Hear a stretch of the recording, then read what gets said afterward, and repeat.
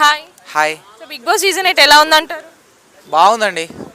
అంటే సీజన్ 8 అంటే స్టార్టింగ్లో అంత ఏమనిపించలేదు కానీ పోతా పోతా పోతా మంచిగా అనిపిస్తుంది కంటెంట్ పరంగా.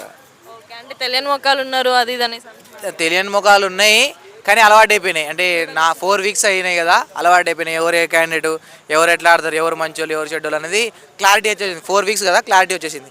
స్టార్టింగ్లో అర్థం కాలే, ఓకే అండి. కరెక్ట్ కాదండి. సో ముగ్గురు తెలుగు వాళ్ళే ఎలిమినేట్ అయ్యారు 3 వీక్స్ కంటిన్యూగా. మరి దాన్ని మీరు ఎలా తీసుకుంటారు? ముగ్గురు తెలుగు వాళ్ళే కాదండి, లాస్ట్ వరకు కానీ మనకి మా టీవీ సీరియల్ ఎవరైతే ఉంటారో, అంటే ఎవరైతే చేశారో వాళ్ళే లాస్ట్ టాప్ 2 దాకా ఉంటారు.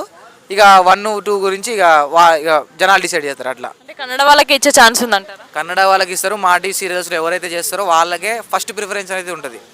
అందుకే తీసుకోవడం కూడా చూడండి, వాళ్ళనే ఎక్కువ తీసుకున్నారు. మా టీవీలో చేసే వాళ్ళనే ఎక్కువ తీసుకున్నారు. కన్నడ వాళ్ళని ఎందుకు తీసుకున్నారు అంటే మా టీవీలో చేసే వాళ్ళకే, సీరియల్స్ వాళ్ళకే ఎక్కువ ప్రిఫరెన్స్ ఇస్తారు. అందరిలో అన్నీ చూడాలి కానీ వీళ్ళు వన్ సైడ్ ఉన్నారండి మా టీవీలో. ఓకే. నిన్న నామినేషన్స్ జరిగినాయి కదా, ఎవరివి సిల్లీ రీజన్స్ అనిపించింది? సిల్లీ రీజన్సా?